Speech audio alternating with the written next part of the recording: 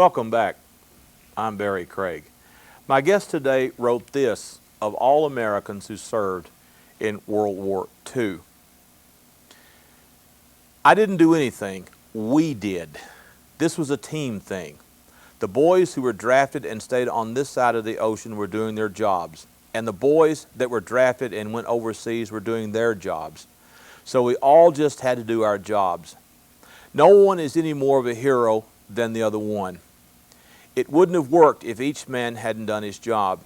Heroes are just people who happen to be at the right place at the right time and react the right way. I wasn't on the front lines all the time. I was just in one of the several forward observer parties which rotated duty at the front. In the words of King David, the men who guard the supplies are as important as those who fight. My guest today is Dan Garrott of Mayfield. He went overseas. He fought. He came home with a Silver Star, a French Croix de Guerre, the American Combat Infantryman's Badge, and a European Battle Ribbon with 5 stars on it. Welcome to the program. Thank you. Take us back, if you will, to a hill in France in 1944 where you earned the Silver Star. Well, it's out of Mortain, France, and it was a hill that gave you a lot of observation on the roadways around there. And when we went around there, the First Division was in there, and they said there's nothing going on. And we relieved them, and they pulled out. And by the way, that was Frank Cobb's division. You've talked about Frank. Absolutely. And so that night, and we had wire communication back to the base, which is right. Now you were in the 30th Infantry Division. I was in 30th Infantry Division, 230th Field Artillery Battalion. And so it was rare to have wire communication. Usually just had radio communications. And sometime along in the night, we lost our wire communication and sent a runner back to check the wires, and he came back and says, there's Germans round behind us. So we were surrounded. They got behind us, and we were up there for 10 days, I think. And it was a rocky old hill, and there wasn't any places much that you could, in fact, it's been turned into a gravel pit, so you can, my lieutenant that was with me has been back, and it's all been mined out because it was limestone rock. Now, what would be the nearest city in France to? Is this in eastern France? No, this is down in Normandy. It's in Normandy? Yeah. This is just before we broke out of the hedgerow country. Right. We were, right after this is, that's what, we were sitting on this hill, and they wanted to cut it. Patton had gone around on us, and just barely broken out, and they wanted to cut through and cut him off in there, and we were in the way. And we were sitting up on that hill with observation on all the roadways. And so after they got us surrounded, for some reason they didn't come up. They had the power to run us off. They didn't know what we had up there, evidently. We're just a company up there. Well, it was some more companies scattered out down the ridge. But the company was about how many men?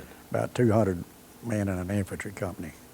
And so we got surrounded, and at night our artillery fired a ring of fire around us to keep them off of us, and in the daytime we shot at them with the lieutenant I was with, the forward observer. He had to go out, and we had, every time you fire a concentration, they give you a number for that. And so later on, if you see something in the same area, you don't have to go through all the adjusting to get to fire on that point. You just say fire mission so-and-so number, and they'll go back to that. The Fire Direction Center keeps up with all that.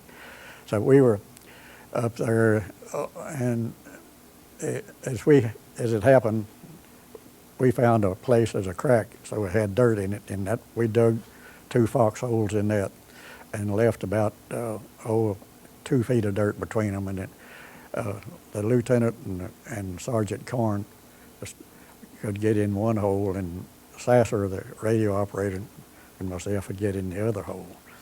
And we would sit facing each other because it wasn't big enough to stretch our legs out. We'd just sit in there sort of pulled up in a knot. So we had been up there a pretty good while when this happened, but one night we were sitting there, and all of a sudden they came down from the infantry captain and lieutenant, and wanted Lieutenant Weiss to come up and fire a mission for him and something.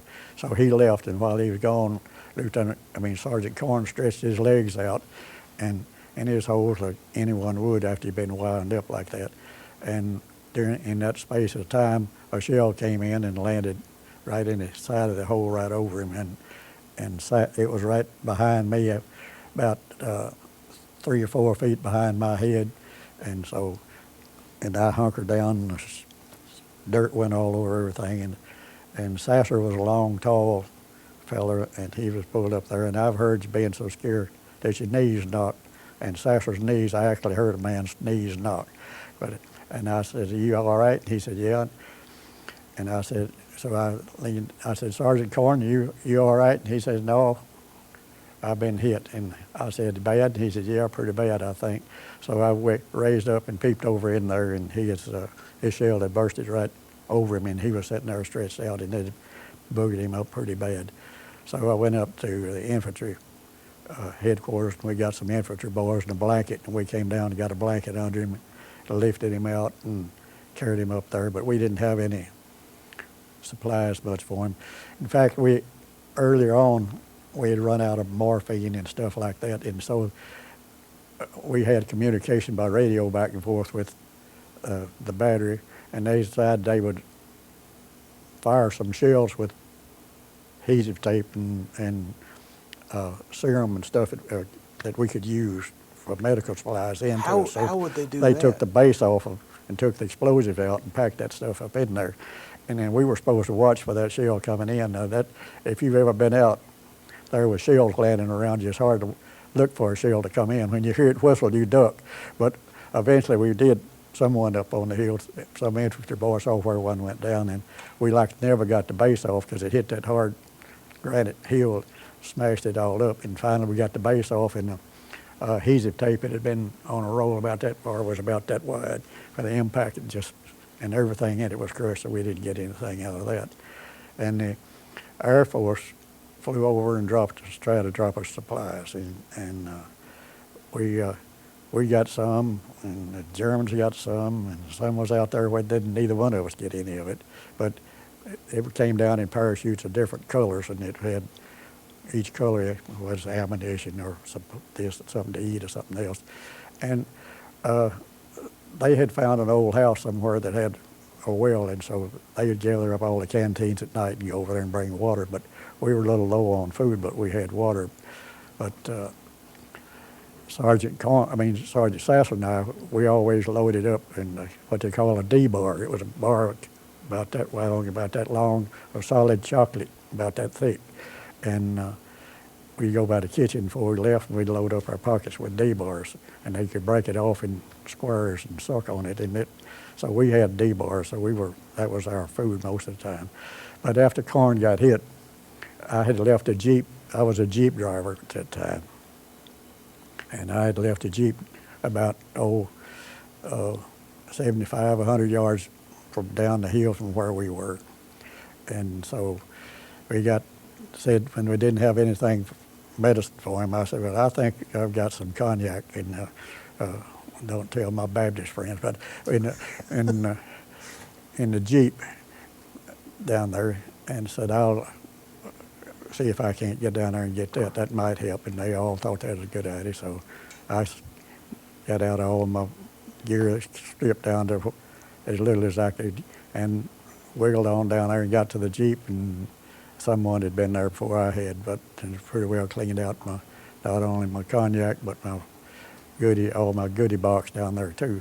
So that trip was wasted, but Lieutenant wrote that up, and that's how I got the Silver Star. Now, what I got the Croix de Guerre for, I don't know. They just called me up and said, "Get dressed, you're going," and I ended up in a field with about 30 other guys, and from French general came along and told me something in French and put the medal on me, and the citation says for exceptional service in the liberation of France. Now, I don't know exactly where, but I didn't understand that, but so I don't really know how I named. But anyway, I got it, and I'm proud of it. But what it was for, particularly how I ended up with one, I'll never know, but somewhere. What happened to the wounded sergeant? Well, he died, and he just sort of faded away, and but people die different ways, and I've seen people go screaming a while when they're dying, and others could go away calm. I don't know what's the difference in people, but he gave away his pistol and his watch and everything, and it just sort of faded away, but so he did. But when we hit the beach, we had a sergeant from the name of Robertson, and he got killed early in the battle, and so we had two sergeants who had gone to in A battery and C battery, A battery and B battery, gone to officers training school at Fort Sill, and they both flunked out. So they had, while they were gone, they made each battery had gone on and made another chief of detail, staff sergeant. So and they came back, and when Robertson got hit, then Sergeant Bringle was a spare staff sergeant who had the same job, so he took over that job. And then he got hit, but he didn't get killed. And so they brought Sergeant Corn, which is the other sergeant that had flunked out, over in from C battery to B battery to be chief of detail. And so I lost him. So I was 3 staff sergeants, and I hit the beach as a PFC, and I was driving the battery commander. And we had also lost some corporals in there, so I made corporal, and but I never did get my stripes on. But anyway, then they came around and they needed somebody to be a staff sergeant, take over that job, and no one seemed to want it, since it seemed to be sort of a jinxed thing. And so it finally got down to me, who had just a month before been a private. And they said, "Do you want this job?" And I said, "Am I going to be doing the same thing I'm doing now?" And they said, "Yeah." And I said, "Well, I may as well get shot as staff sergeant as a corporal." So I took it and carried those stripes the rest of the war. Now, you came in at Omaha Beach. I went in on Omaha on D+3, 3 days after. 3 days after. Describe that scene. What did that beach look like then? Well, when we hit the beach, I was driving the battery commander, so we would go off first. We were in LST, and so when they hit sand and stopped, and sailors let the door down and went out there with a stick to measure it, and it went. And I thought, man, I can't drive off into that, because we had waterproofed our vehicles in England, and I had driven it underwater, but not water that deep. You have to stand up in the seat and hold a breather, but it would run underwater. Everything had been waterproof. But so then they just pulled the door up, and we sat there, and we couldn't see what was going on up there. And they were blowing up some old junk ships to make a harbor. We didn't know that. But every now and then, they blow one of those things up, and down in there where we were, the sides would go, wom, wom, wom, wom. And we thought they were getting bombed or something, but actually they were just, something's going on. But the tide went out, and they dropped the gate the next time, and it fell on wet sand, and we took off across there. And it is a lot of equipment around, but not much, few bodies, but most of them they had washed in. But the bodies had been pretty well picked up by the time we hit the beach, and they had dug a roadway into the cliff over there so you could go up on top. And we went up. We had police out there. Everybody was trying to go, so I had the MPs directing traffic. When it was our time, they waved us through, and we went on up on the top. And then we had, what had happened, I was in the 30th Division, but the 29th Division went in on D-Day. They lost their artillery, never did get on the beach. So they yanked us out of the 30th on a temporary basis and rushed us over there. And we had to went in and supported the 29th Division until they could get some replacement artillery. And then when the 30th came on over, we went back and joined them. But so we had to contact them and find out where they were in the middle of the night, and there was sort of confusion, but somehow or the other it worked out. Well, that was, of course, in the famous hedgerow country. Yeah. Had you ever seen any country like that before? Yeah. See, what we don't realize, those people what's antiques to us is fairly new to them. But over there, they didn't pour fences. They just threw up dirt fences. They didn't have wire and anything. So, and in time, bushes grew in them until they were just, each one of them was a little fort. And so you were behind one, and over there, these weren't big fields like we have in Kentucky, maybe an acre or so, and they were right over there behind the next hedgerow. And with just a battle of hedgerow country. Maybe you could make 100 yards on a day, and maybe you wouldn't. But it wasn't any big movement until we broke out of the hedgerow company. But it was sort of slow going, especially before St. Lo fell. Now, you were drafted in 1942 out of Mayfield High School, and I believe you said you were dating a woman who became your bride. And one of you was manager and assistant manager of the football team. Explain that. Well, in those days, they elected by the student body, and you ran for it just like a thing. And I was elected business manager, and she was elected assistant business manager, and she took up tickets at the ball game, and I marked off the field and took up tickets on the old Mayfield High Field. You'd drive cars in on the other side. Mr. Hayes and I stood over there, and they didn't let me in the locker room. I wasn't that kind of business manager back in those days. You just did the dirty work. You get out there and mark off the field and run the lawnmower where the stripes were going to be, and that was push type mower. Right. And but anyway, then when we got married, we shifted positions, and I've been assistant business manager ever since. I understand. But, and so you and Virginia Bingham Garrett had been married for how many years? 60. Am I right, Jen? Huh? 61 years. 61. In March. That's wonderful. So you went through basic training at Camp Landing, Florida. Okay. And that's I went up to Camp Atterbury, and they took us on a train, and we didn't know where we were going. Where is Camp Atterbury? In Indianapolis. Indianapolis, okay. And they took off on a train that didn't tell you where we were going, and we just could watch the license plates. We knew we were going south, and we finally got to Jacksonville and unloaded and put us on a bus and trucks, and hauled us out to Camp Landing, which is about 35 miles out of Jacksonville, Florida. And they had little 6-man hutments down there instead of barracks. And so and that's where I got my basic training.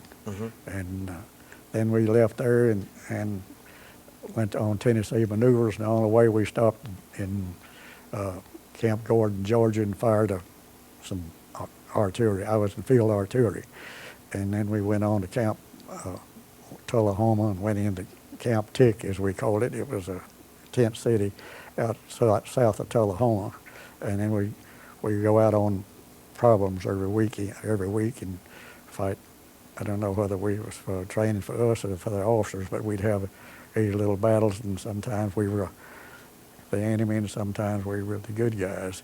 And that went on until November. It was getting cold when you get up in the morning, you frost on your boots, and so then we went back to Camp Atterbury, Indiana, in Indianapolis, and turned in all our gear, and that was where we got ready to go overseas. And then went from there to Fort Miles Standish in Boston, and we sailed from there on Lincoln's birthday and landed on Washington's birthday.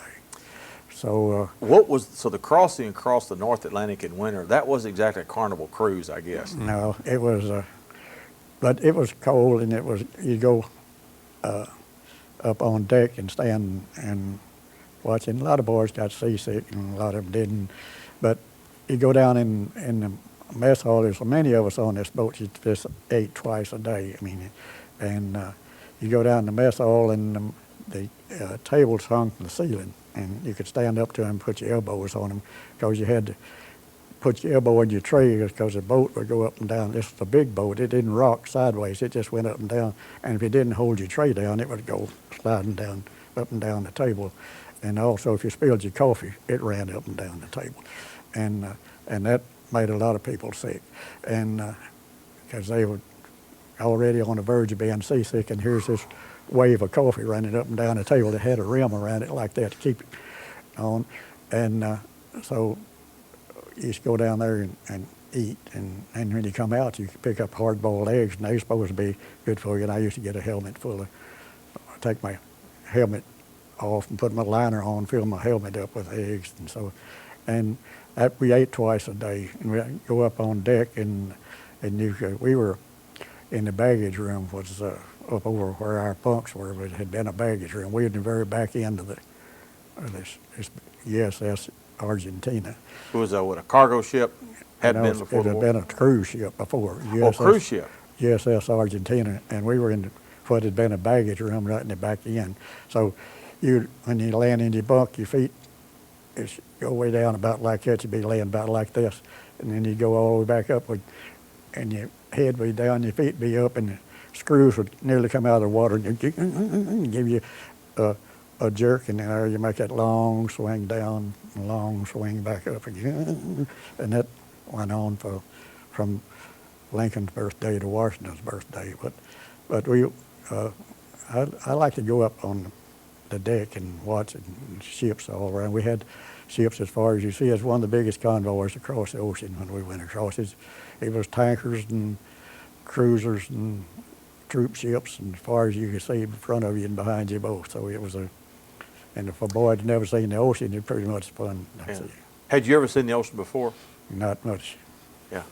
Where did you all land? Landed at Firth, the Clyde. It's out of Scotland. In Scotland. Mm-hmm. And then where did you go from there? Well, we trained and got on some trains and started south, and we went to let's see, where was the first place we stopped? We stayed in some little town for a while, and then later on we shifted to High Wycombe, England, and and while we were there, we did a lot of different things. We went to a firing range, and over there in the States we had firing range where we just sort of shoot where you wanted to, but England pretty well populated, so our land firing range, we had to fire over people and had to land pretty well where we wanted to. So we had to be a little more careful about shooting over there. And for some reason or other, I got sent to an ACAC school and went up and fired. They would pull the sleeve across, and we were up on a cliff, probably the cliffs of Dover or somewhere like that, mm-hmm. and they'd swing by with this sleeve, and we were shooting off of. How did you find the English people? Oh, I loved the English people. They were nice. Yeah. Any language difficulties? No, they just had different words for different things. But once you got used to that wasn't that much difference. And driving on the opposite side of the road there. Yeah. How did that work for American truck convoys? You have to be very careful, I guess. Yeah, well, you were sitting over here. You drove on, instead of being next to the traffic, you were out on the other side. And I drove a battery commander when I was.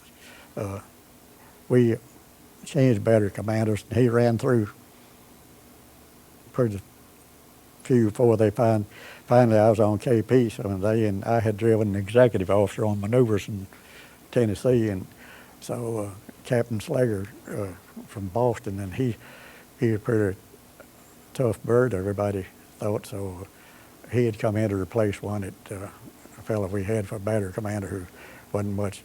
They caught him sleeping on the job and had a little too much beer, and so they relieved him, and Captain Slager took over his job. But he had trouble finding a driver, so they came. Lieutenant Mossbacher said, "Garrett drove me in maneuvers. He's pretty good." So he came down there and says, "You want to drive Captain Slager?" And I said, "Well, I guess so. If it suits him, it suits me." So we went up there, and we got along fine. He was just like my daddy. When he said, "Stand up," I stood up. He said, "Sit down," I sat down. So, and that wasn't anything new to me. And so we got to be real good friends after. But anyway, I drove the battery. I was driving the battery commander, and we hit the beach, and so I hit the beach PFC, and I made corporal, and then I made staff sergeant. I jumped a rank in there, and I was a staff sergeant for. We are running out of time. Tell me where you were when on VE Day, when the war ended. Where were you, and what did you do? Well, that's another story.